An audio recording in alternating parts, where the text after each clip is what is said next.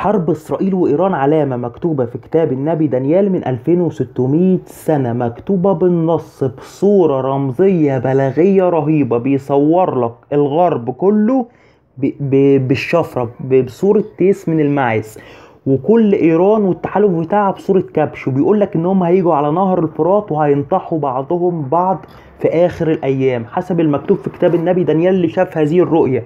والرؤية زي ما قلت لك مكتوبة بالشفرة عشان الناس تفهمها وناس تستهزأ بيها. فانت فهمت الرؤية هتفهم كل اللي جاي في المستقبل في منطقة الشرق الأوسط اللي احنا ساكنين فيها دلوقتي. بص بيقول لك ايه: في السنة الثالثة من الملك بلتشاصر الملك ظهرت لي انا دانيال. دانيال ده نبي يهودي، شاف رؤية. بيقول لك ان ظهرت لي رؤية عن اخر 7 سنين في الارض.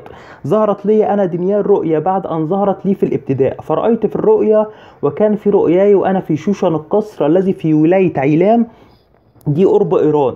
بيقول لك ايه: ورأيت في الرؤيا وانا عند نهر اولاي، فرفعت عيني ورأيت اذ بكبش واقف عند النهر وله قرنين والقرنان عاليين والواحد اعلى من الاخر.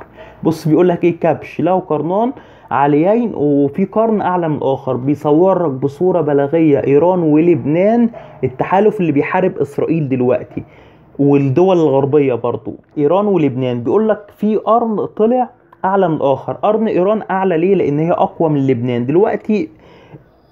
سقوط لبنان هو علامة ابتداء هذه الرؤية او ابتداء هذا الكلام. فبيقول لك ايه: قرنان عاليان والواحد اعلى من الاخر والاعلى طالع اخيرا، ورأيت الكبش ينطح غربا وشمالا وجنوبا فلم يقف حيوان قدام ولا منقذ من يديه.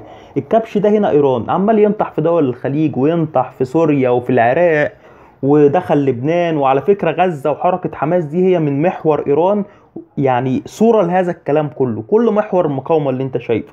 بيقول لك عمال ينطح يمين شمال ومحدش قادر عليه. وبينما كنت متأمل إذ بتيس من المعز جاء من المغرب. بيتكلم بالنص عن الولايات المتحدة الأمريكية الإسرائيلية. بيقول لك تيس من المعز جاي من المغرب، وايه على وجه كل الارض ولم يمس الارض. بيتنبأ عن الطيارات من قبل ما تكون ب 2600 سنه.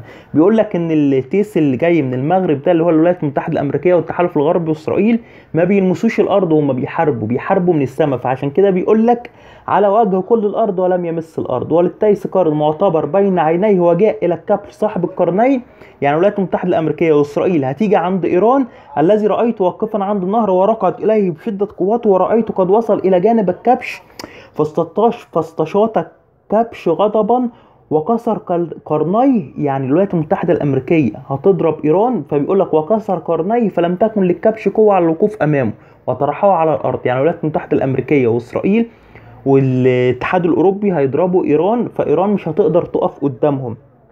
وداسوا الولايات المتحده الامريكيه تدوس ايران ولم يكن للكبش منقذ من يديه.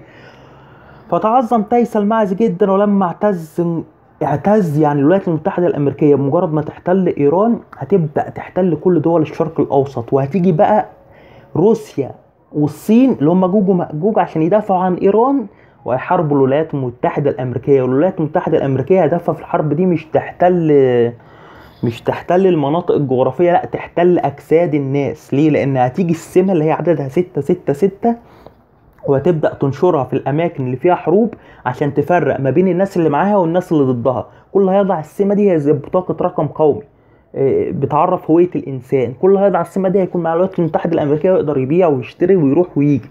أما كل اللي هيرفض هذه السمة هيبقى ضد الولايات المتحدة الأمريكية وهيتم شبه إقصائه من العالم. وهنا التجربة العتيدة إنها تجرب كل الساكنين على الأرض عشان تعرف تتعرف الناس اللي مع الله واللي مع الشيطان. كل اللي هيرفض هذه السمة هيكون مع الله وهيكون ليه حياة أبدية من الديانات الثلاثة، لأن العالم مش هيستمر بعديها 1280 يوم. الكلام ده بقوله لك بالنص. أما اللي هيقبل هذه السمة هيكون مع الشيطان وهيكون نصيبه في الجحيم. الكلام ده لو انت بتسمعه في الوقت اللي بيحصل فيه الكلام ده، فالكلام ده مجرد معرفته هو خلاص ليك، لأن انت مجرد ما تعرف هترفض هذه الهوية وهذه السمة فهيكون لك حياة أبدية. أما وضعت هذه السمة لن يكون لك حياة أبدية. الوقت قريب. ده الكلام مكتوب في كتاب النبي دانيال، والنبي دانيال ده معترف به في المسيحية والإسلام واليهودية، نبي دانيال. فالوقت قريب. احنا في الأيام الأخيرة، لأن الله بنفسه هينزل على السحاب في الحرب العالمية الثالثة وهيضرب كل الممالك دي، وهيلم كل المؤمنين بيه من كل الارض، ويديهم الملك على كل الارض، وهيطرح كل اللي حطوا السما، وكل الناس اللي رفضوه هيطرحهم، وهينزلوا في مغاير الصخور والجبال ويقولوا يا صخور اسقطي علينا وغطينا من وجه الله الحي. الوقت قريب، الحكاية فيها سما وفيها نار، مش حكاية نهاية العالم. فانت اختار طريقك، اختار الحياة عشان تحيا، لان مفيش زمان بعد الزمان. احنا في الايام الاخيرة. استعدوا استعدوا للقاء الهكم.